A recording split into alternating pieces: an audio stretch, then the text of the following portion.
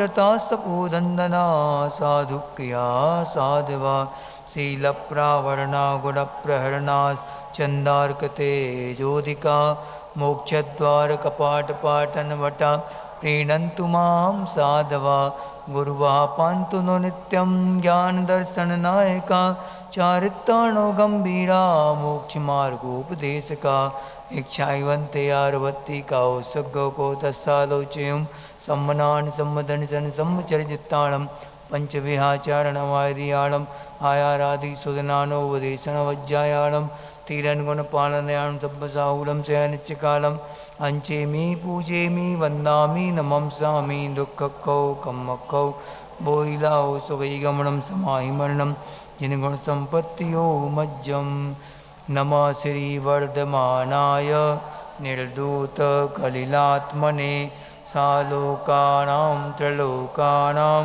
यद विद्यादर्पणायते। आगे कौन से पढ़ना, शुरू से पढ़ो न। हाँ, देशयामि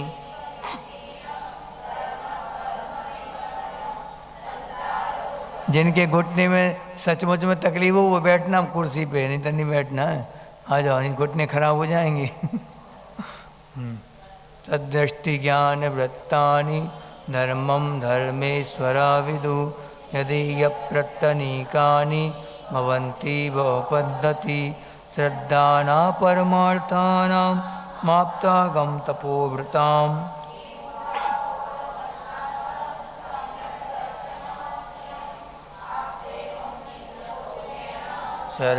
सर्वज्ञेनागमेशिना भवितव्यं नियोगेन क्षुत्पिपासा जरातंक जन्मांतक भयस्मया नरागद्वेषमोहाश्च यस्याप्त्यास प्रकीर्तते परमेष्ठी परम ज्योतिर्विरागो विमलाकृति सर्वज्ञो नादिमध्यान्त्य सर्वाशास्तोपलाल्यते।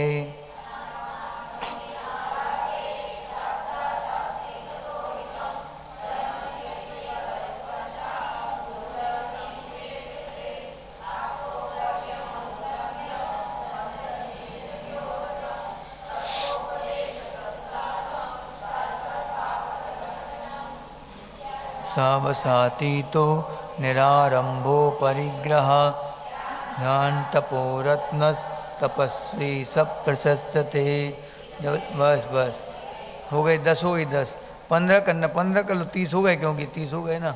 करो इदमेव दृश्यमेव तत्त्वं नान्यन्न चान्यथा इत्यकम्पाय शाम्भोवत् सन्मार्गे संशयारुचि कर्म परवशे शान्ते दुःखैरन्तरितोदये पापबीजे सुखे नास्ता श्रद्धानाकाङ्क्षणा स्मृता स्वभावतो शुचौकाये रत्नत्रय पवित्रते निर्जुगुप्सा गुणप्रीतिर्मता निर्विचिकित्सता कापते पतिदुःखानाम् असंप्रक्तिरनुत्कीर्ति न मूला दृष्टिरुच्यते। हो गए पूरे, 15 नहीं हुए, 15वां है। स्वयं शुद्धस्य मार्गस्य बालासक्तजनाश्रयां वाचितं यत् प्रमार्जन्ति तद्वदन्तपगूहनम्। देवादिदेव खजराट श्री वर्तमान शासन नायक महावीर भगवान की, आचार्य गुरुदेव श्री समंत भद्रदेव की, आचार्य गुरुदेव श्री विद्यासागर जी महामुनिराज की, आचार्य श्री समय सागर जी महामुनिराज की, मुनिवर श्री 108 अजित सागर जी महामुनिराज की। खड़े रहो, 2 जने खड़े रहो। जय बोलने की बात आई नहीं। हाँ, हम सब अभी बैठ के हम लोग सब सम्यक दर्शन के स्वरूप के बारे में समझ रहे। और अभी वर्तमान में क्या चल रहा प्रकरण, सम्यक दर्शन के दोष और गुणों के बारे में चर्चा करी अपन ने। कौन कौन से गुण सम्यक दर्शन के, निसंकेत निकांचन निर्विचिकित्सा अमूल दृष्टि उपगूहन स्थितिकरण वात्सल्य और प्रभावना, ये 8 अंग बताए सम्यक दर्शन के। और किन किन से रहित होना चाहिए सम्यक दर्शन, किन किन दोषों से रहित, तो 8 दोषों से इन्हीं के 8 200 उल्टे कर दो, 8 200 से और 3 मूर्ताओं से, और 8 3 11 हो गए, और 8 मदों से, मद यानी अहंकार से, तो कितने हो गए? 11 और 8 19, और 3 मूर्ता हो गई। आगे 6 अनायतन, बहुत अच्छे, 6 अनायतन त्यागो, कितने हो गए? 1906 25 200 से रहित। पढ़ते ना अपन शांति विधान में, 25 200 से रहित अष्टांग सम्यक दर्शनम, ऐसा। तो अपन इस सम्यक दर्शन की अपन चर्चा विस्तार से करेंगे। आज इनकी श्रेष्ठ बता रहे सम्यक दर्शन की महिमा मंडन बहुत सारे सूत्रों में किया है आचार्य ने, तो वो अपन पढ़ेंगे हम। सम्यक दर्शनम ज्ञान चारित्रात् 31 31 नंबर का पेज नंबर बता दो उनको, 22 नंबर पेज। उनको भी किताब नहीं चाहिए पीछे किताब? क्यों? सूतक? जितने इनके पास आ जाओ, बैठ जाओ कुर्सी पे, यहाँ बैठ जाओ बगल में, देखते रहो। कुर्सी ले आओ, अपनी कुर्सी ले आओ। ये खड़ी बैठ कैसे गई? खड़ी जल्दी। हाँ, चुपके से बैठ गए, हम सब देखता। दर्शनम ज्ञान चारित्रात् साधिमान मुपास्नुते, दर्शनम कर्णधारम तन मोक्ष मार्गे प्रचक्षते। इनको अलग से लिख दे, दर्शनम कर्णधारम तन, धारम तन, ये तन अलग से लिखा, तो सही लिखा उसमें, इसमें एक्स्ट्रा लिख दिया ने।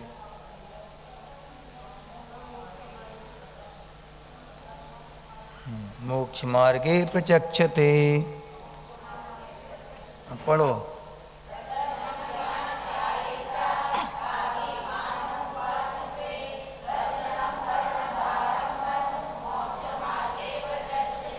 बन जाएगा पढ़ते, दिक्कत तो नहीं आ रही पढ़ने में? फिर से पढ़ाएं एक बार और, देखो निशान लगा लो, जहाँ तक हम रुक रहे हैं वहाँ तक निशान लगा लो। दर्शनम ज्ञान चारित्रात् आदिता तक, साधिमान मुपास्नुते, दर्शनम कर्णधारम तन आदिना तक, मोक्ष मार्गे प्रचक्षते। हाँ, कल अपन ने क्या पढ़ा था? भय से, आशा से, स्नेह से और लोभ से, इन 4 कारणों से न मित्र दृष्टि देव गुरु और शास्त्र को कभी भी नमस्कार नहीं करना, ना उनको प्रणाम करना, ना उनकी विनय करना। कैसे विनय नहीं करना?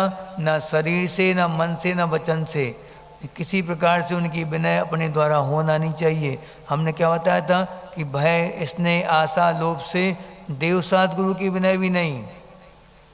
हाँ, कि भय के कारण अपन क्लास में आ रहे हैं, भय के कारण। हाँ, ये भय तो ठीक है कि संसार शरीर भोगों से हम भयभीत हो गए हैं, उससे हम लिप्त ना हो जाए अपने संसार में और ज़्यादा, ये भय तो बहुत अच्छा माना जाता। लेकिन अगर इस भय से नहीं आ रहे, क्लास में आ रहे हो तुम इस भय से कि लोग क्या सोचेंगे, शर्म के कारण, कि लोग कहेंगे बड़ी धर्मात्मा बनी फिरती हैं, क्लास तक नहीं अटेंड कर रही, वो 12 वर्षीय का फॉर्म भर दिया और क्लास में नहीं आ रही, इस डर से आ रही, तो फिर ये गलत बात है। ठीक है, भय कैसा कि जो अपने कल्याण के लिए कारण जो भय हो, जैसे संसार शरीर भोगों से भयभीत होना चाहिए, भय तो आवश्यक है, ये संवेग है। संवेग माने चारों गतियों के दुखों को सुन के और भयभीत हो जाना, उनमें जाने से डरने लगना, तब तो ठीक है। अब देखो अभी से हाथ टेकने लगे, फिर नींद आने लगेगी, सीधे बैठो सब लोग, हाथ नहीं टेकना, गाल से ऐसे हाथ टेक लेते। ये गाल टेकने में जी पहले सुविधा दोगी तो नींद तो बैठी है, फिर आने तैयारी बैठी हो तो बिल्कुल पड़ोसा पड़ोसा मिल जाए, आ जाएगी, खा जाएगी वो तुम्हें, बैठ जाओ, सोना नहीं। जैसे ही नहीं एक आध झपका आने लगे तुरंत बिल्कुल सजग हो जाओ, नहीं तो हम सजग कर देंगे फिर। चलो, तो देखो कल क्या पढ़ा था अपन ने, भय से, डर के कारण किसी के वो अगर उनको पूजा करने नहीं जाएंगे तो हमारे कुल को नाश कर देंगे वो। हाँ, हमारी दुकान घाटे में चलने लगेगी, इस कारण से अगर कुदेवों को, कुलिंगी साधुओं को और उनके आगम को अगर अपन नमस्कार करते हैं, प्रणाम करते हैं, विनय करते हैं, तो हमारे सम्यक दर्शन में दोष लगेगा और दोष लगते लगते नष्ट भी हो जाएगा। दुर्लभता से जो मिली निधि है, बार बार क्यों बोलते हम ये कि दुर्लभ है, दुर्लभ है? दुर्लभ तो है। इस बात का अनुभव सब लोग कर रहे होंगे कि कितना दुर्लभ है ये संसार में। सबसे दुर्लभ क्या है? बोधि की प्राप्ति। बोधि क्या कहलाती? सम्यक दर्शन, सम्यक ज्ञान और सम्यक चारित्र को बोधि बोलते हैं।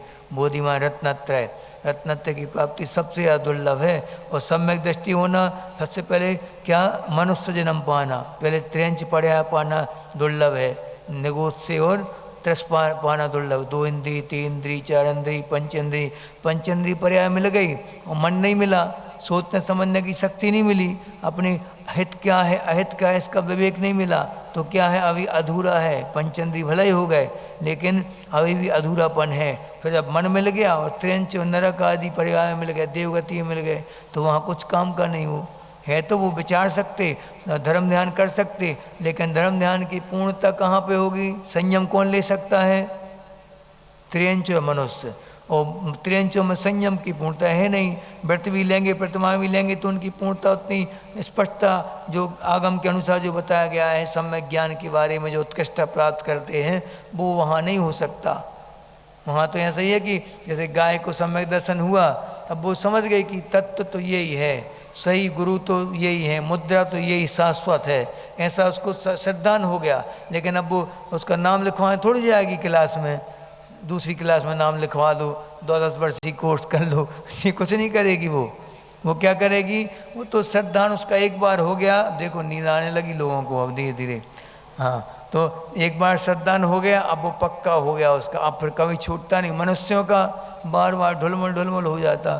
थोड़ा सा भी अगर आफत आ गई तो उन्होंने बोला कि वहाँ चले जाओ, अच्छा झाड़ते हैं वो, झड़वा लो, वहाँ झड़वाने तैयार हो जाते, झाड़ता रहता वो झड़वाते रहते। धन्य वो झाड़ने वाले, धन्य झड़वाने वाले ऐसा झाड़ा फूकी वाला काम कभी नहीं करना। सम्यक दृष्टि को ये विश्वास रहता है कि मेरे जब तक असाता कर्म का उदय चलेगा, तब तक कितने बड़ा फोड़ा फुंसी कुछ भी हो, वो ठीक नहीं हो सकता। हाँ, कुछ भी कितने महीने तक इलाज चलता रहे, वो कब ठीक होगा? जब मेरे साता का उदय आ जाएगा, अपने आप सब कोई ना कोई दवाई लग जाएगी, वो ठीक हो जाएगा। इसमें चिंता की बात क्या है? हाँ, उपचार तो करना, ऐसा नहीं कि भगवान के भरोसे छोड़ दो सब कुछ। हाँ, कि ठीक होना होगा तो हो जाएगा, काय को केयर करें अपन, पानी में गीला होने दो, ठीक होना होगा हो जाएगा। ऐसा नहीं। 2 प्रकार के व्यक्ति, बच्चों के खेल में नहीं लगो, 2 प्रकार के व्यक्ति अपन देखने में आते हमेशा, एक भाग्यवादी और एक पुरुषार्थवादी। भाग्यवादी कौन कहलाते? जो भगवान के भाग्य के भरोसे, भाग्य में होगा सो मिल जाएगा, हम नहीं पढ़ना, जो भाग्य में होगा पास होना तो हो जाएंगे, क्या पढ़ना। ऐसा ये भाग्य में मिलेगा खाना है तुम खा लेंगे, यहीं बैठे रहो शांति से, चरण में महाराज जी के चरण में बैठो, उनकी भक्ति करते रहो, भाग्य में होगा तो पेट भर जाएगा अपने आप। ऐसा। और पुरुषार्थवादी क्या कहता है? हम नहीं मानते, भाग्य नाम की कोई चीज़ होती नहीं, हम पुरुषार्थ करके अपना भाग्य बनाएंगे, ऐसा बोलता। पुरुषार्थ ही सब कुछ है, दोनों गलत हैं। वो भी गलत है जो कहता है कि भाग्य ही सब कुछ है, और एक वो बोलता है कि पुरुषार्थ सब कुछ है। दोनों अपनी अपनी जगह पे क्या है। अगर आप पुरुषार्थ ही बोलोगे, भाग्य ही बोलोगे, तो फिर गलत हो आप। भाग्य भी सही है, हम भी सही, पुरुषार्थ भी सही है। ये क्या? ये अनेकांत हो गया, ये अनेकांत कहलाता। तुम भी सही हो, हम भी सही हैं। हाँ, ऐसा जी भी जहाँ लग जाता वहाँ पे क्या हो जाता है, अपने आप रास्ते खुलते जाते, सब विवाद सब समाप्त हो जाते। और जहाँ ही लग जाए हम ही सही हैं, तो वह गलत हो गया जी। अड़ गए अपनी बात पे तुम तो। अड़ना नहीं, कभी नहीं अड़ना, सामने वाले की बात को नकारना। जैसे मान लो एक ऑटो वाला था, ऑटो वाला, जबलपुर की बात है, अब ऑटो वाला के ऊपर बैठ बैठ के रोज़ सवारियों को छोड़ने जाता था। कहाँ? भेड़ा घाट। कितनी सुंदर जगह, गए कभी भेड़ा घाट? गए? भेड़ा घाट जाओ, सुंदरता मालूम पड़ेगी क्या कहलाती सुंदरता। तो वहाँ पहुँचा वो, तो उससे अकेला पहुँचा था, एक आदमी अकेला गया था, वो अकेला हर संडे जाता था वहाँ। तो उसने एक बार सोचा कि यार टैक्सी वाला वहीं खड़ा रहता है, हो सकता है इसके पास पैसे ना हो, या फिर कोई खाने पीने की चीज़ ना हो, इसलिए जाता ना हो। आज हमको इसके साथ ही इसके साथ चलते हैं, चलो। उसने पूछा कि भैया तुम चलो हमारे साथ आज, अपना पैसे भी वहाँ पर, खाने पीने की चीज़ चिंता नहीं करो, सब है अपने पास। तो वो बोलता है कि पहले उसने मना कर दिया, आप जाओ घूम लो, आप घूम लो, हम नहीं जाएंगे। फिर बाद में उसने फिर से जिद्द की, चलो चलो। तो फिर वो बोलता है कि हमें समझ में नहीं आता लोग यहाँ क्या देखने आते हैं, क्या धरा है यहाँ पे, कुछ तो है नहीं, पत्थर हैं, पत्थर के टुकड़े हैं, कुछ चट्टाने हैं, उनके ऊपर पानी बह रहा है, गिर रहा है नीचे, क्या देखना है इसमें, मतलब उसका अलग दृष्टिकोण है, उसको आप गलत बोलोगे क्या? अपनी जगह वो भी ठीक है, उसको नहीं आ रहा आनंद उसमें, तो वो उसको अपनी गाड़ी में अच्छा लग रहा है, बस पैसे अच्छे लग रहे हैं, गाड़ी के बाद जो देखने के बाद पैसे देते उसको, वो उसमें मज़ा आ रहा है उसके लिए, उसको नहीं चाहिए वो। तो इसके लिए क्या अपन ज़बरदस्ती किसी के साथ नहीं कर सकते, अपनी बात थोपना नहीं होती। जैसे इस प्रकार ऐसे में तो विवाद होते हैं, नहीं हमारे गुरु तो वही हैं बस, उनके अलावा कोई गुरु है ही नहीं हमारे, ये गलत बात है। गुरु का स्वरूप क्या बता दिया, विषयों से जो दूर हो, विषयों की आशा से जो दूर हो और हमेशा साम्य भाव में रहते हो, और जो कैसे ज्ञान ध्यान तप में हमेशा लीन रहते हो, वे मुनिराज हैं, वे हमारे गुरु हैं। वो किसी व्यक्ति में होगा वो हमारे गुरु कहलाएंगे। वो इनमें क्या ठेका ठप्पा थोड़ी लगाएंगे कि जय गुरु हूँ बस और कोई गुरु हो ही नहीं सकता हमारा, ऐसा नहीं, कभी नहीं सोचना। हाँ वो बात अलग कि आप किसी सलाह लेना हो, कोई डिस्कशन करना हो तो उनके पास जाओ, आपके फेवरेट जो हों उनके पास जाओ, लेकिन हमारे गुरु तो वो ही रहेंगे, उनके अलावा कुछ नहीं। तो ये गलत बात हो गई। यहाँ तो फिर अड़िगलपन आ गया, एकांत की ओर चले गए फिर अपन। अनेकांत में क्या है, ये भी हमारे गुरु हैं, ये सब स्वरूप जैसा उनके अंदर भी दिख रहा है, इनके अंदर भी है वही स्वरूप, वो सब हमारे गुरु हैं। क्योंकि अपना मूल मंत्र कौन सा है, नमोकार महामंत्र। नमोकार मंत्र बता दो, किसी का नाम लिया हो, किसी आचार्य का विशेष नाम लिया हो, किसी मुनि का नाम लिया हो, निर्यापक का नाम लिया हो, किसी हो ही नहीं सकता।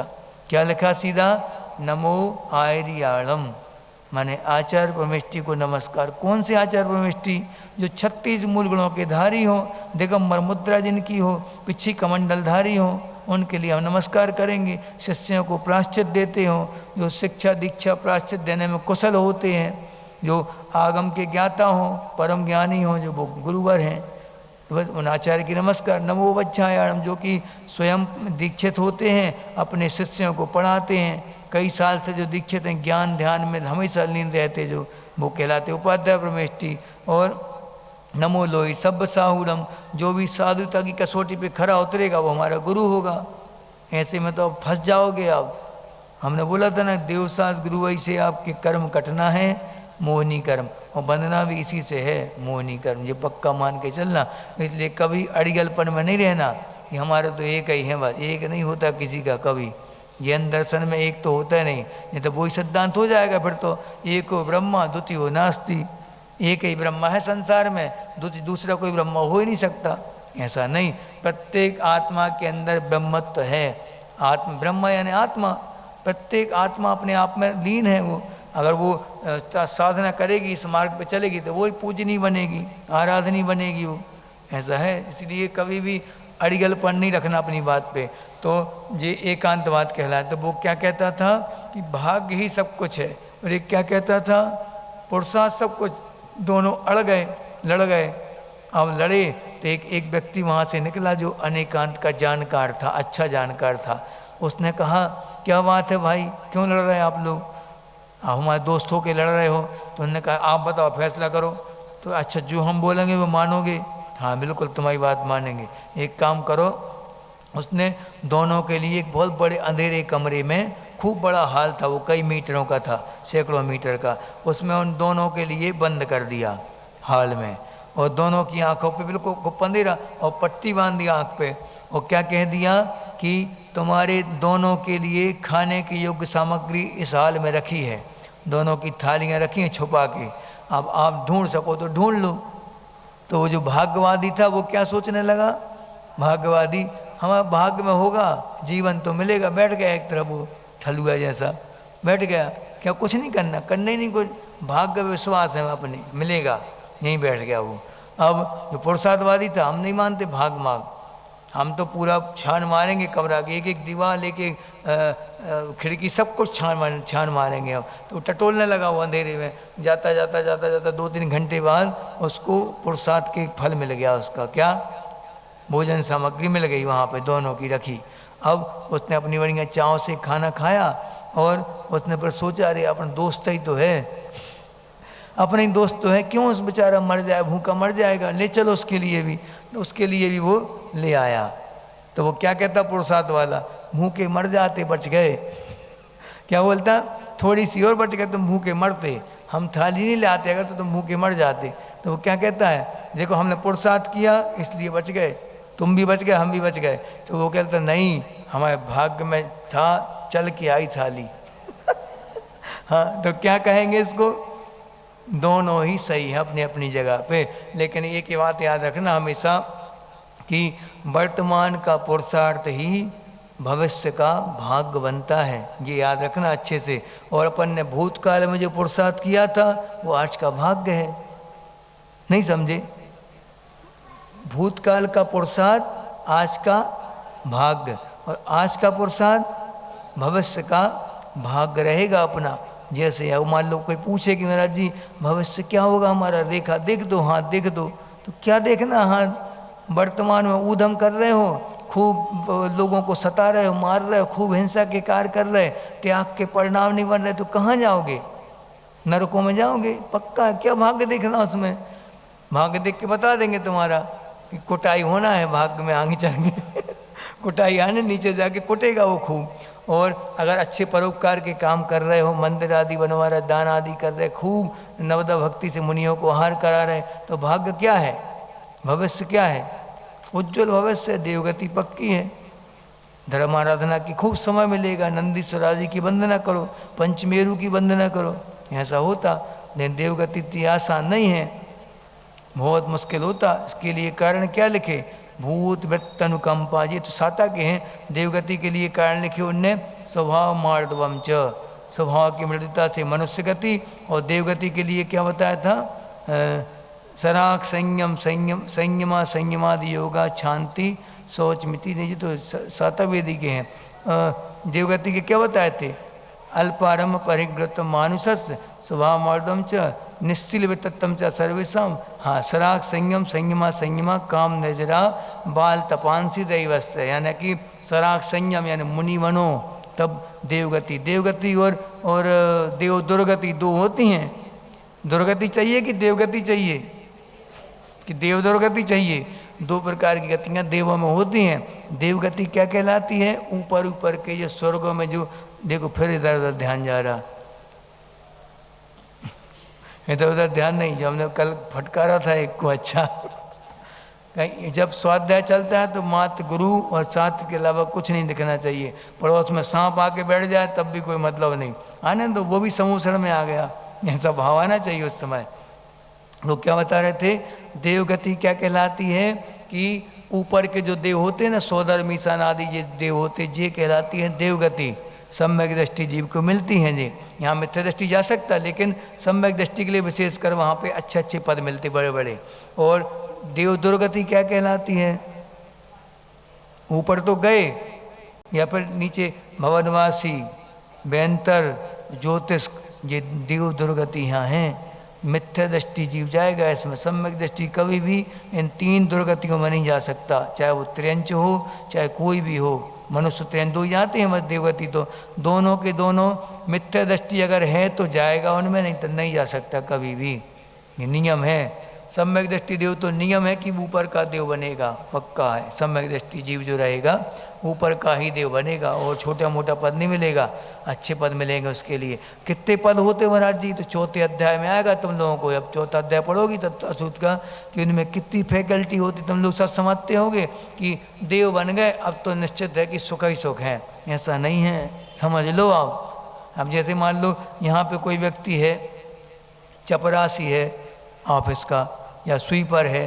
अब स्वीपर को मालूम पड़ जाए कि आप प्रधानमंत्री बन सकते हैं, तो क्या करेगा वो, IPS IAS की तैयारी करेगा या फिर चुनाव लड़ेगा, वो कुछ भी करके बन भी सकता हो, यहाँ तो चांस हैं। लेकिन अगर मालूम पड़ जाए कभी भी तुम चपरासी के चपरासी जिंदगी भर रहोगे ऐसा ही, तो क्या होगा वहाँ सोचो। ऐसी तड़पन वहाँ होती है देवगति में, हमेशा तड़पते रहते। जो मित्र दृष्टि जो देव होते हैं वो, जैसे देखो इंद्र, इंद्र यानी क्या होता, आज्ञा ऐश्वर्य में जो प्रधान होता है वो इंद्र कहलाता। वो इंद्र तो नियम से सम्यक दृष्टि ही बनेगा जी, पक्का है, ठीक है। इंद्र के बाद सामानिक, सामानिक कौन कहलाते, सब कुछ वैभव इंद्र के समान होगा लेकिन आज्ञा ऐश्वर्य नहीं हो सकता उसके पास। हाँ, क्या इंद्र के समान पूरा वैभव, उतनी ही देवियाँ रहेंगी, उतने ही उनके सभासद सब कुछ रहेगा, लेकिन क्या नहीं रहेगा, आज्ञा ऐश्वर्य, दो अधिकार नहीं रहेंगे उनके पास। इसके बाद सामानिक, इंद्र सामानिक त्रयस्त्रिंश, त्रयस्त्रिंश माने 33, 33 क्या, जो मित्र मंडली होती, जो इंद्र की मित्र मंडली, जो जिनके साथ इंद्र हमेशा रहता है, जो उनको कैबिनेट में रहते जो मंत्री, वो कहलाए कौन, 33, 33 ही होती संख्या उनकी निश्चित है, हर स्वर्ग में 33 रहेंगे। इसके बाद त्रयस्त्रिंश और इंद्र सामानिक त्रयस्त्रिंश पारिषद, पारिषद यानी क्या होता, सभा में जो बैठने की पात्रता रखते हो पारिषद कहलाते। आत्मरक्ष, आत्मरक्ष क्या कहलाते, बॉडी गार्ड। क्या हो गया, बस नहीं कुछ नहीं, हाँ, आत्मरक्ष क्या कहलाते, बॉडी गार्ड, यानी कि जो रक्षा करते इंद्र की। इंद्र को हालांकि जरूरत नहीं पड़ती किसी की, वो तो सर्वशक्तिमान होता, बहुत शक्तिमान होता, लेकिन उसके लिए भी सुरक्षा मैंने ऐसे ही सो के लिए चलते हैं उनके साथ बॉडी गार्ड बहुत सारे, आत्मरक्ष कहलाए। फिर लोकपाल, लोकपाल यानी जो प्रजा का पालन करते हैं, देख रेख करते हैं कि क्या आवश्यकता है, किसके लिए, कहाँ कौन है, कैसे कहाँ कहाँ गए लोग, सबकी देख रेख कौन करता है, लोकपाल करता है। इसके बाद लोकपाल अनीक, अनीक यानी क्या होता, सेना, सेना में जो रहती 7 प्रकार की सेना होती है, नर्त की सेना, रथ सेना, गज सेना, सब प्रकार की उनकी सेना होती, पैदल सेना अलग रहेगी, ऐसी 7 प्रकार की उनकी सेनाएं रहती हैं, किनकी, इंद्र की। तो उन सेना में जो लोग रहते हैं वो कौन कहलाते हैं, अनेक जाति के देव। अब आगे सुनो, ये तो हो गए 7 प्रकार के देव हो गए, 3 प्रकार के जो हैं लोकपाल अनेक प्रकीर्णक, प्रकीर्णक यानी क्या होता, प्रजा प्रजा के लोग जो नगरों में रहते हैं, वो प्रजा जो जनता रहती है वो प्रकीर्णक कहलाती का। अभियोग, अब देखो यहाँ से शुरुआत होती है दुर्गति की। अभियोग क्या कहलाती, वाहन जाति के देव, वाहन जाति के देव यानी क्या कि जैसे तुम सब पूरा परिवार बैठा, पूरी समाज बैठी तुम्हारी, पूरी समाज के बीच में बुला लिया जाए तुम्हें, ए इधर आओ, चलो घोड़ा बनो, नीचे चल रहा है जम्बूद्वीप, क्या कैसा लगेगा, सबके सामने पूरी रानियां बैठी हैं, सब कुछ पूरा परिवार बैठा तुम्हारा, करोड़ों रानियां रहती हैं एक एक देव की, ऐसे सब बैठे, उनके बीच में तुम्हें बुला के अपमानित करके बोला जाए चलो वहाँ चलना है, जल्दी हाथी बनो, कैसा लगेगा। ऐसा वहाँ अपमान हमेशा सहन करते वो, कब तक, सागरों तक, कभी नहीं होना प्रमोशन, वहाँ प्रमोशन नाम की चीज़ नहीं होती वहाँ तो डिमोशन ही डिमोशन है। अब क्या हुआ, ये सब देख के वो तड़पते वहाँ पे, अवधि ज्ञान, रुको अवधि ज्ञान से वो जान लेते हैं कि यहाँ पे हम कौन सा कर्म ऐसा किया था, हमने कौन सी कमी रखी, कि देव तो बने, देव बनने के बाद भी ऐसी दुर्गति मिली। तो फिर वहाँ अवधि ज्ञान से वो जान लेते और जान के फिर अपने आप में स्थिर हो जाते, फिर धर्म ध्यान में अपना समय बिताते जितना हो। सम्यक दर्शन के लिए कारण बन सकता वहाँ की वो कष्ट उनके, ऐसा होता। तो अनेक हो गए, अब अभियोग हो गए। अब अंतिम जो है वो कौन सी प्रकार है, किलविश। किलविश यानी होता है पाप, किलविश यानी पाप, जिनके जीवन में हमेशा, जिनने पूर्व जन्म में भी खूब पाप किए और वर्तमान में भी जो देव तो हैं, लेकिन कहाँ, जैसे सभा है ये पूरी सभा, अब इस सभा में वहाँ बैठाला जाए किसी को, जहाँ जूते चप्पल उतारते ना, उस जगह पे बैठना होगा जिंदगी भर, जहाँ पे बिल्कुल सभा का अंतिम कोना है, जहाँ डेयरी के बाहर बैठो आप। जैसे अपने अछूतों के यहाँ बिठाते ना, पहले बिठाते थे, पहले के समय में अछूतों को सभा में आने का अधिकार नहीं था, धर्म सभा में आने का, लेकिन अब वैसे देवों के साथ होता, वहाँ अछूतों जैसा व्यवहार होता है। देव हैं ऊपर, कहाँ तक है ये सुविधा, दुविधा नहीं दुविधा कहलाई, कहाँ तक है, 16 स्वर्ग तक है। अब बताओ 16 स्वर्ग में पहुँच गए, लेकिन ज्यों के त्यों यहाँ जैसे हाल वहाँ है, तो क्या बोले इसको, सुविधा सुख है कि दुख है, कितने दुख के लाए निरंतर। उनको कौन से दुख होते हैं? मानसिक दुख होते हैं। अपन लोगों के लिए कौन से दुख होते हैं? मानसिक भी होते हैं, शारीरिक दुख भी होते हैं, हर प्रकार के दुख। और वहाँ पे सिर्फ कौन से दुख होते हैं? मानसिक। शारीरिक दुख कुछ नहीं होते उनके लिए। अमृत मिलेगा, सब कुछ सब मिलेगा, बढ़िया बढ़िया चीज़ें मिलेंगी, लेकिन ये दुख उनको हमेशा सालता रहता है, उनको कष्ट देता रहता हमेशा कि वो उनके अंडर में हैं। हम अंडर में रहने वाला नौकरी इसलिए सबसे खतरनाक रहती नौकरी। आजकल नौकरी का ट्रेंड चल गया कि नौकरी करने के लिए जैन लोग तक आने लगे। आजकल बच्चे मरे जा रहे हैं नौकरी करने के लिए। हाँ, बड़े बड़े पदों पर जैसे मिलिट्री आदि के पदों पे हैं या फिर प्रशासनिक पदों पे हैं, IAS ऑफिसर वगैरह हैं, तो वो तो ठीक है, उसमें अपन देश के विकास के लिए, प्रजा के हित के लिए कुछ कर सकते, राजा जैसा रहता। लेकिन दूसरों की कंपनियों में नौकरी करोगे तो क्या होगा? बॉस कहेगा आज छुट्टी नहीं मिलेगी, मन मार के अब रहो वहीं पे आप, चाहे दर्द कर रहा हो चाहे कुछ भी कर रहा हो, 24/7 24 घंटे और पूरे 7 दिन सेवा करो, उनकी मालिकों की सेवा करो, उनके तल्ले चाटो। तल्ले चाटना पड़ते क्योंकि जब तक प्रमोशन होगा, बॉस की नज़र में तुम अच्छे रहोगे, खुश करते रहोगे बॉस के लिए, तो प्रमोशन होगा। हाँ, और अपनी खुद का है काम, अगर खुद की दुकान है, हम अपनी मर्जी के मालिक हैं, 2-4 दिन दुकान बंद करके चले गए घूमने के लिए, तीर्थ यात्रा पर चलो, वहाँ कुछ नहीं। हर बार छुट्टी मिल जाए नहीं जरूरी थोड़ी है, इसलिए नौकरी हमेशा दुखदायी होती है। यहाँ पे देवों की दुर्गति बता दी, सम्यक दृष्टि तो है लेकिन दुर्गति हो रही उनकी। तो यहाँ पे क्या बता रहे कि पुरुषार्थ का फल जो है देवगति तो मिल जाएगी, लेकिन वर्तमान में अपन ने अगर पुरुषार्थ अच्छा कर रहे हैं, सदपुरुषार्थ अच्छे अच्छे काम कर रहे हैं, तो नियम अपना भविष्य भी उज्जवल रहेगा। और वर्तमान में ऊधम कर रहे हैं और दूसरों के दुख दे रहे, पीड़ा दे रहे, उनके दुखों को देख के प्रसन्न हो रहे हैं, तो फिर क्या होगा? आगे भी दुखदायी है जीवन पूरा। ठीक है, यहाँ पे अब आगे बता रहे सम्यक दर्शन की श्रेष्ठता। सम्यक दर्शन श्रेष्ठ क्यों है? पढ़ लिया जी, पढ़ लिया आगे देखो। दर्शनम ज्ञान चारित्रात्, यानी कि ज्ञान और चारित्र से दर्शन को साधिमानम, साधिमानम माने श्रेष्ठता प्राप्त है, उपासनते माने प्राप्त है। किसकी अपेक्षा? ज्ञान और चारित्र की अपेक्षा दर्शन के लिए श्रेष्ठता प्राप्त है।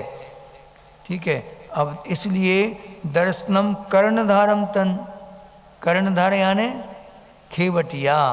दर्शन को क्या बोलते? खेवटिया। खेवटिया ने कि तारने वाला, जो खेवटिया होता वो चप्पू चलाता, जो तुम्हारी नाव को उस पार ले जाएगा, संसार रूपी समुद्र से नाव को तैरा के और कहाँ ले जाएगा? भव सागर के पार ले जाएगा अपने मोक्ष मार्ग में। वो कौन है? सम्यक दर्शन। तन मोक्ष मार्गे प्रचक्षते, मोक्ष मार्ग में कहा गया है। क्या कहा गया है सम्यक दर्शन को? कर्णधार या खेवटिया कहा गया है। ठीक है, इसका अर्थ अच्छे से याद कर लेना। दर्शनम ज्ञान चारित्रात्, यानी कि ज्ञान और चारित्र से दर्शन क्या है? साधिमानम, यानी कि श्रेष्ठता को उपासनते यानी प्राप्त है, श्रेष्ठता को प्राप्त है। किस प्रकार? दर्शनम कर्णधारम तन, यानी कि कर्णधार कहा गया है दर्शन काय में? मोक्ष मार्ग में दर्शन को क्या कहा गया है? कर्णधार। दर्शन यानी सम्यक दर्शन। अब लेकिन यहाँ पे ये नहीं समझ लेना कि महाराज जी सम्यक दर्शन तो अब चारित्र का तो कोई, जब चारित्र मोहिनी का क्षय होगा जब कर लेंगे हम प्राप्त चारित्र, अभी तो दर्शन हो गया, बस इसी में खुश हैं हम। दर्शन में मिल जाएगा स्वर्ग, मिल जाएगा मोक्ष, बाद में चारित्र ले लेंगे। अगर ऐसी भावना के साथ आप बस चारित्र से दूर हो रहे हो तो एक बात याद करना, हमेशा याद रखना, बिना सम्यक दर्शन, बिना चारित्र के ज्ञान, सम्यक दर्शन भी कैसा है? पंगु है, मोक्ष नहीं दिला सकता। तीनों मिलेंगे तब जाके मोक्ष मिलेगा, ये गारंटेड बात है। जैसे अमृत धारा, अमृत धारा में क्या क्या डलता है पता है? अजवाइन का फूल, कपूर और पेपरमेंट, ये 3 चीज़ें डलती हैं तब जाओ। तीनों चीज़ें सॉलिड फॉर्म में होती हैं, ठोस होती हैं तीनों चीज़ें। जैसे अपन तीनों को मिलाएंगे और हिलाएंगे तो क्या बन जाएगा? पानी बन जाएगा, अमृत धारा बन गई। इसी प्रकार एक भी अगर कम है इनमें से तो पानी नहीं बनना, अमृत धारा नहीं बन सकती कभी भी। तीनों मिलेंगे तब जाके अमृत धारा बनेगी और गैस निकलेगी बाहर। हाँ, फंसी हुई गैस निकालना हो तो अमृत धारा काम आती। हाँ, डकार नहीं आ रही हो तो अमृत धारा काम आती, कि बेचैनी हो रही हो, चक्कर आ रहे, उल्टी हो रही तो अमृत धारा काम आती। ये कई काम में आती है अमृत धारा, इतनी गुणवान चीज़ है अमृत धारा। कैसे बनती? तीनों को मिलाएंगे तब जाके अमृत धारा बनेगी, तब जाके मोक्ष मिलेगा। इसी प्रकार अगर एक भी कम है, देवसाल गुरु पर, कर्मों पर, अपनी आत्मा पर श्रद्धान में अगर श्रद्धान भी होना चाहिए और उसका ज्ञान भी होना चाहिए, कैसे कैसे कर्म बनते हैं, कैसे हमारी आत्मा कुंदन बने, विधि क्या है इसकी, और उसका विधि के ऊपर चलना भी होता है। मोक्ष में तीनों मिलेंगे तब जाके मोक्ष मार्ग बनेगा। इसलिए ये गाथा अच्छी गाथा है ये, कि सम्यक दर्शन की महत्वता तो बता रहे हैं, लेकिन ये नहीं बोल रहे कि सम्यक दर्शन ही सब कुछ है, ज्ञान चरित्र कुछ नहीं है। हाँ, अपनी अपनी जगह पे सब सही है। सम्यक दर्शन भी जरूरी है, ज्ञान भी और चारित्र भी लगाना। सम्यक दर्शन ही बोल लोगे तो गड़बड़ हो जाएगी। हाँ, जैसे मान लो कि ये छोटा बच्चा है, अभी छोटा बच्चा किसी का क्या है, मामा है, किसी का फूफा है, किसी नहीं, फूफा नहीं, अभी नहीं फूफा फूफा नहीं, फूफा तो बाद में होता है ना, शादी के बाद। तो किसी का भाई है, किसी का क्या कहते हैं, कई प्रकार के रिश्ते हो सकते, बेटा है किसी का, ये छोटे बच्चे हैं। अब उसको देखने का, जैसे मम्मी बोले हमारे बेटे को, हमारा बेटा और किसी का कुछ नहीं है, तो ऐसे बन जाएगा काम? नहीं, सबके लिए हमारा बेटा भी है, इनका भनेंज भी है, इनका भतीजा भी है, सब रिश्ते लगा लो। भी लगाओगे तो खुश रहोगे हमेशा, कोई विवाद नहीं होंगे कभी भी। किसी ने बोला कि अष्टद्रव्य में धूप आती है, धूप ही आती है? नहीं नहीं, धूप भी आती है और चावल भी आते हैं, अक्षत भी आते, और क्या कहते पुष्प भी आते, नैवेद्य, दीपक सब आते। तो एक ही पकड़ के बैठ जाओ कि नहीं धूप अकेली आती है, तो ये गड़बड़ हो गया। ये क्या कहलाया? एकांत। अनेकांत क्या कहलाया? सबको स्वीकार करना, किसी को नेगलेक्ट नहीं करना। हाँ, ये बात अलग है कि हम जब कक्षा पढ़ाएंगे तो कौन कहलाएंगे? गुरु जी कहलाएंगे। अगर आहार कर रहे तो उस समय गुरु तो हैं, लेकिन उस समय कौन से प्रमाद अवस्था में आ गए। हाँ, आहार को जैसे मुनियाज निकले वो कौन से छठवें गुणस्थान में आ जाते, क्योंकि भूख लगी पेट में, चूहे कूद रहे, इसलिए तो मुद्रा बांधी। नहीं काय को बांधते, काय को तुम्हारे घर पे जाते हम बेइज्जती करवाने अपनी। हाँ, आचार्य बोलते थे हम लोगों से कि दूसरों के घर में जाके आहार लेना पड़ता है, उस समय लज्जा आनी चाहिए अपन को। मजे के लिए थोड़ी जा रहे हो वहाँ पे, मजा मारने जा रहे हो, आइटम खाने जा रहे हो। हाँ, लज्जा आनी चाहिए कि भूख सहन नहीं हो रही इसलिए जा रहे हैं वहाँ पे। अब जाके और जैसे ही ऐसा किया तो कौन सा गुणस्थान हो गया? छठा गुणस्थान हो गया। अब नीचे देख के चल रहे हैं, उसमें भी क्या कि हमारी विधि मिलेगी तो जाएंगे, तो 7वां गुणस्थान हो गया। हाँ, पक्का है कि चेहरा देख के नहीं, मैं विधि देख के जाएंगे। चेहरा की विधि भी हो सकती, कई प्रकार की विधियाँ हैं, तो विधि देख के जा रहे हैं। क्या है? 7वां हो गया। अब जैसे ही ऐसा किया खाने के लिए ऐसा किया तो कौन सा गुणस्थान हो गया? फिर से 6वां हो गया, प्रमादी हो गए मुनिराज। अब जैसे ही शोधन किया तो कौन सा हो गया? 7वां हो गया कि जीव रक्षा का भाव है, हमारे द्वारा किसी जीव का घात ना हो, हमारे शरीर में अपवित्र वस्तु न चली जाए कि संयम का घात हो जाए, इस शरीर का घात हो जाए, ऐसी कोई वस्तु में अंदर न चली जाए। एक बार एक महाराज जी ने बताया था, प्रसाद सागर जी थे, तो उन्होंने बोला था कि अगर आपकी चर्या सही है और अगर आप सच्ची चर्या चल रहे हैं तो आपके मुंह में कभी भी अशुद्ध वस्तु नहीं जा सकती। हाँ, वो बात हमने जो बताया था ना, बाल निकालते मुंह से, वो बात देवों के द्वारा उपसर्ग हो रहा है, उनकी गलती नहीं है उसमें। देवों के द्वारा वहाँ पर घुसेड़ दिया गया तो वो क्या करें उसमें। तो वो क्या बताया था उनने कि उनने अपना खुद का उदाहरण बताया था महाराज जी ने। उनने बताया कि हम एक बार जूस ले रहे थे, अनार का जूस ले रहे थे महाराज जी। अब उसमें जैसे ही लेने लगे उनको लगा थोड़ी देख लो एक बार, कुछ है तो नहीं। देखा कुछ नहीं था, फिर लेने लगे, फिर उनको लगा कि अब कुछ ना गड़बड़ तो है, ले एक बार देख लो। फिर देखा तो उसमें मकड़ी निकली, इतनी बड़ी मकड़ी। बताओ, हम नहीं देखते, मान लो अंदर चली आती तो क्या होता? गलत कुष्ठ होता है। जिसके का भोजन में मकड़ी आ जाए, मकड़ी चली जाए अंदर और अंदर पहुंच जाए, वो वहाँ कोड़ उत्पन्न हो जाता। कौन सा कोड़? गलत कुष्ठ। जुआ चला जाए, जुआ जो अपने बाला में होता ना, डेंडप से बड़ा वाला वो जुआ, वो चलता है जो 3 इंद्रिय है, वो चला जाए, जलोदर रोग हो जाता, पूरा का पूरा खून पानी बन जाएगा आपका। जलोदर रोग इतना खतरनाक होता। और बाल चला जाए बाल तो स्वर भंग हो सकता, यानी कि अब आवाज़ नहीं निकलेगी आपकी, भंग हो गया स्वर, ये रहता। और अगर क्या बताया था कुछ कंकड़ आदि चले जाए मान लो तो पथरी की संभावना पूर्णता रहती वहाँ पे। इसलिए बहुत सोच समझ के आप लोग भी, भला ही संयम नहीं है आपके पास, लेकिन शोधन करके भोजन तो कर सकते। जीव आ गया तो अंतराय कर लेना, मांस का दोष लगेगा नहीं। तर एक इंद्री में मांस की संज्ञा नहीं आती, 2 इंद्री से मांस की संज्ञा शुरू हो जाती। फिर हाँ, क्या क्या खाते जाते आप बताओ, चींटी खा रहे, चीटा खा रहे, कीड़े मकोड़े, मकड़ी गिर गई होगी सब्जी वो खा लिया, सब छिपकली गिर गई होगी कई बार, हाँ सब खाते जाते पूरा। तो ये क्या है, कब आपका शरीर जो है बहुत कीमती है, इसकी कीमत करना सीखो, रत्नत्र निधि इसी से प्राप्त होगी, सुरक्षित रखो। ये नहीं कह रहे कि सेवा करो, सेवा करो सदी की नहीं बोल रहे, लेकिन अपन को क्या करना, ज़्यादा पोसना भी नहीं इसको और ज़्यादा शोषण भी नहीं करना कि बिल्कुल अब ही मरना, अब तो हमें इतने उपवास करेंगे कि प्राण छूट जाए ये तो आत्महत्या हो गई, ऐसे नहीं।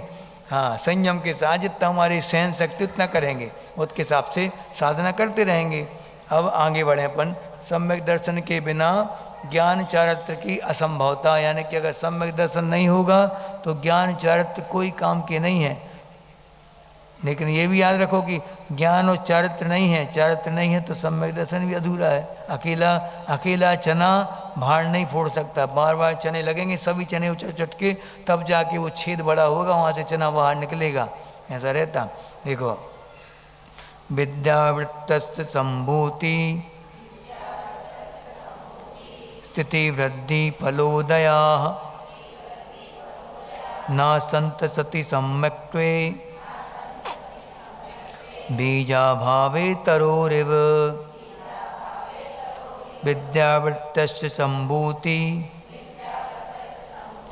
स्थिति वृद्धि फलोदया न संत सति सम्यक्त्वे बीजाभावे तरोरिव। हाँ, बीज अभावे तरो इव, यानी कि बीज के अभाव में कभी वृक्ष नहीं हो सकता। हो सकता है क्या कभी? बीज ही नहीं है मान लो तो वृक्ष कभी खड़ा हो ही नहीं, खड़ा क्या, पौधा ही उत्पन्न नहीं होगा तो फिर क्या पेड़ बनेगा? वो पेड़ पौधा तो उत्पन्न तो पेड़ बने, बिना बीज के कभी पेड़ नहीं होता। और बीज कहाँ से आता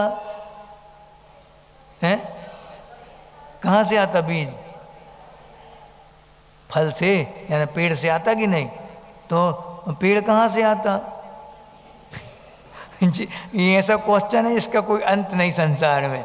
इसलिए अपन को क्या करना, जिसका मतलब ये बता दिया आचार्यों ने बताया कि जिस प्रकार बीज के अभाव में तरो यानी वृक्ष एव के समान, वृक्ष के जिसके बीज के अभाव में वृक्ष नहीं हो सकता, उसी प्रकार विद्या माने ज्ञान और वृत्तस्य यानी आचरण या चरित्र, ज्ञान और चारित्र संभूति माने उत्पन्न कि उत्पन्न नहीं हो सकता, और स्थिति यानी रुक नहीं सकता। उत्पन्न नहीं होगा तो क्या रुकेगा?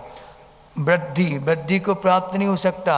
अगर मान लो पेड़ बढ़ने लगा है, थोड़ा थोड़ा पौधा है अभी, उसका बीज काट दो, विकास रुक जाएगा, वहीं पे रुक जाएगा उसका, ठीक है। और फलोदया माने फल का उदय भी नहीं हो सकता, कभी कुछ नहीं हो सकता। अगर बीज ही नहीं है तो सब कुछ समाप्त हो जाएगा।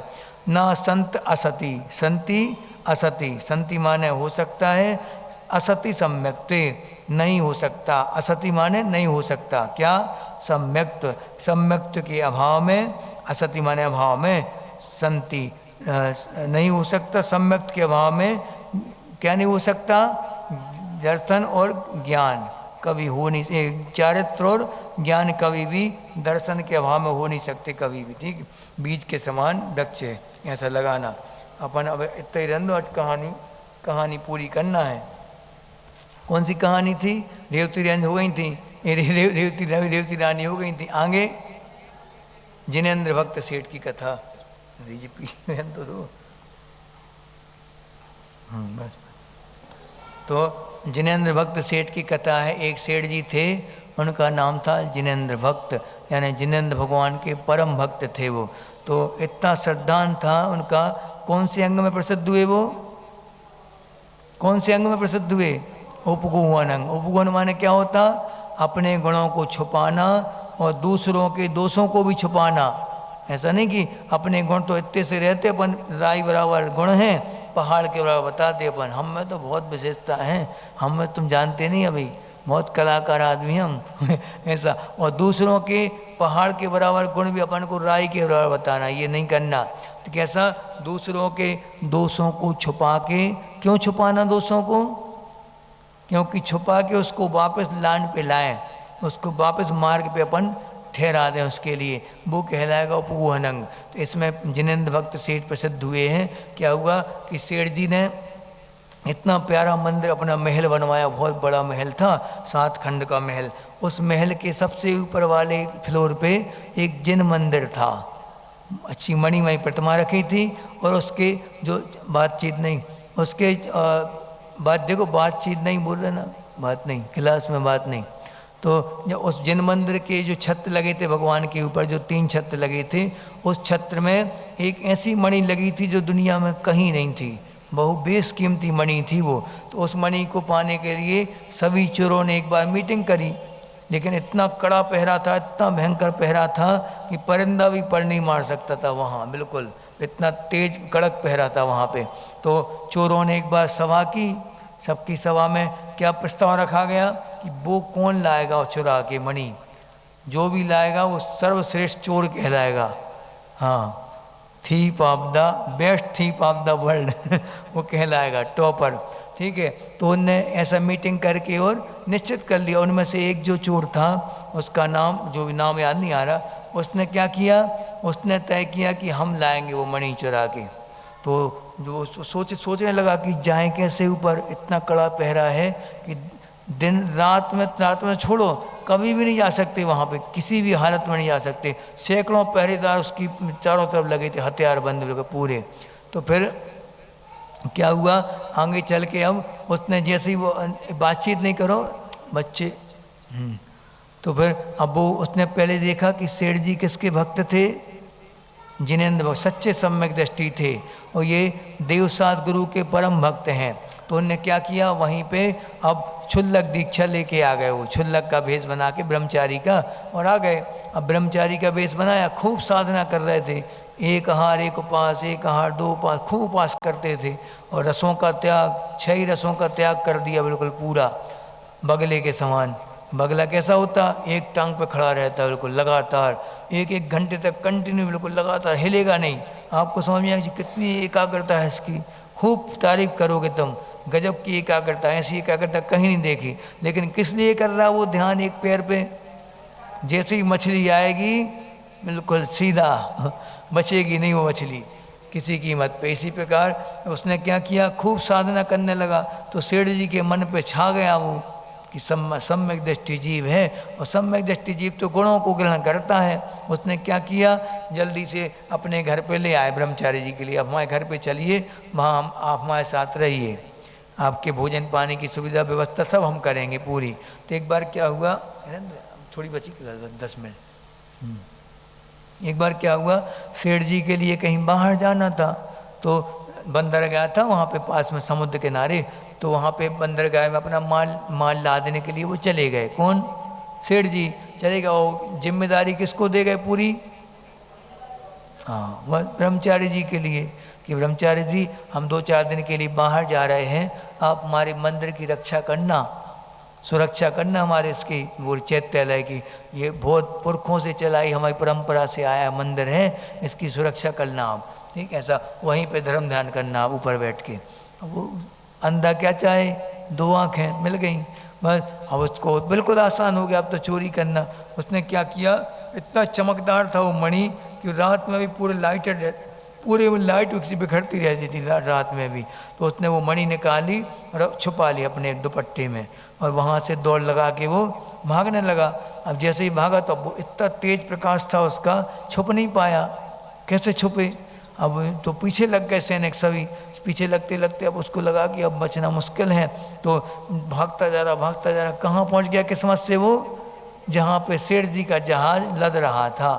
और जैसे ही वहाँ पहुँचा, सेठ जी ने देखा कि अरे ब्रह्मचारी जी आ रहे हैं, तो उन्हें समझ गया, सेठ जी को समझते देर नहीं लगी, तुरंत समझ गया सेठ जी क्या बात है।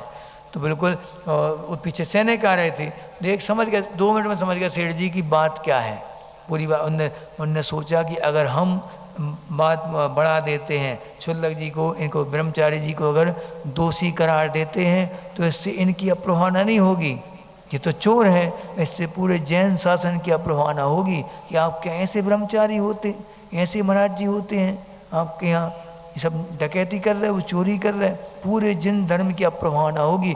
इस कारण उन्होंने क्या किया, मणि अपने हाथ में ले ली और भैया से उस सैनिक आए, सैनिक उसको पकड़ने लगे तो उन्होंने क्या बोला कि क्या करते हो तुम लोग, ब्रह्मचारी जी को टच नहीं करना, ये हमने बुलवाए उनसे मणि, हमने बोला था उनसे कि हमें दे जाना वहाँ बंदरगाह पे, उनकी कोई गलती नहीं, ऐसा कह के और उनको भगा दिया, किसको, सैनिकों के लिए। और फिर इनको कान पकड़ा ब्रह्मचारी जी का, खूब समझा उनको, खूब फटकारा उनके लिए, और वो भी फिर शांत हो के वो चोरी चकारी छोड़ के वो चला गया वहाँ से। लेकिन देखो उनने कितनी बड़ी अप्रवाहना बचा ली, अगर वो पंपलेट छपवा देते, उसको पुलिस के हवाले कर देते तो क्या होता, कभी सुधरने के चांस नहीं होते, और जैन शासन की ओर अप्रवाहना होती है इससे बहुत ज़्यादा। इसलिए कभी ऐसी क्रिया नहीं करना जिससे हमारे जैन धर्म की अप्रवाहना हो। कभी भी जैसे रात्रि भोजन का त्याग जिनका रहता है तो रात्रि में शादी में शामिल भी नहीं होंगे, खाना तो बहुत दूर शामिल भी नहीं होंगे। और रात में आप बताया था ना, होटल में एक बार घटना घटी थी, इंदौर की घटना है, इंदौर की मैंने बहुत पहली घटना है, अचासी जब इंदौर गए तो उसके पहले की बात है। एक बार क्या हुआ, बोहरा समाज जो होती ना मुस्लिम समाज, बोहरा समाज की एक मीटिंग हुई और मीटिंग में प्रस्ताव पारित किया गया, कौन सा, एक प्रस्ताव पारित किया गया पूरी समाज के बीच में कि रात्रि में हम सब रोज और मांस का सेवन होगा यहाँ पे। कहाँ पे, एक हिंदू संस्था थी, उस हिंदू संस्था से मांस का वितरण रोज होगा रात में, डेली टनों टन मांस वहाँ पे डेली आएगा और सप्लाई होगा लोगों के घर में, वहाँ से ले जाएंगे लोग और वहीं बैठ के खाएंगे कुछ लोग। तो ऐसा जब सुना तो अहिंसक समाज जो थी, जैन समाज, वो जागृत थी, उस समय पहुँच गए सब लोग, उन्होंने अपना वो विरोध प्रदर्शन किया, एक लिख दिया, लिख के कि भैया हम अहिंसक समाज हैं, आप लोग को जो करना है तो अपने घर में कीजिए, आप, हम मना नहीं करेंगे, हम कभी बाधा नहीं बनेंगे आपके धर्म में भी और आपकी क्रियाओं में, लेकिन आप सामूहिक रूप से सब क्रियाएँ करोगे, हमारे मुनि आदि निकलेंगे वहाँ से, उनको और अंतरा वगैरह होंगे, और हम लोग पर क्या हुई थी कि कत्लेआम होगा, वहाँ खुलेआम टनोटन मांस खाओगे आप लोग, बांटोगे सब जगह, क्या होगा इससे। तो इनका जब डेपुटेशन गया, उनका विरोध प्रदर्शन गया, तो फिर उनकी डेपुटेशन पे उनने क्या बोला, बोहरा समाज ने, देखो कितनी बड़ी बात, उन्होंने बोला, भरे मन से बोला उन्होंने, पूरी हजारों लोगों के बीच में उन्होंने कहा उसी वक्त कि चूँकि हम लोग ने ये प्रस्ताव पारित किया था रात्रि भोजन में और मांस का सेवन का, तो सबसे अहिंसक समाज जो मानी जाती है जैन समाज, उन्होंने क्या, उनका डेपुटेशन आया है, उनका विरोध प्रदर्शन आया है, तो हमने इस पर विचार करके और तुरंत निर्णय लिया है। देखो ऐसा नहीं कि विचार करके बाद में निर्णय लेंगे, 2-3 दिन बाद, अपने यहाँ ही होता। उनने क्या बोला, विचार किया गया है और तुरंत हमने निर्णय लिया है कि ये प्रस्ताव हम फेल करते हैं, तुरंत फेल कर दिया गया प्रस्ताव। लेकिन अब जब सब लोग खुश होके जाने लगे, सब खुश हो गए, सब जैन लोग जाने लगे घर, तो फिर से उनको बुलाया उसी मौलवी ने, उसने कहा क्या आप लोग अहिंसक हैं, जैन हैं आप लोग, रात्रि भोजन नहीं करते, आपके धर्म में लिखा है, क्या आप लोग संकल्प ले सकते क्या कि हम में जैन समाज में कोई व्यक्ति रात्रि भोजन नहीं करेगा। सबकी गर्दन नीचे हो गई थी, एक भी व्यक्ति ने हाथ खड़ा नहीं किया था। सोचो आप, ये शर्म की बात है अपन के लिए, जैनों के लिए।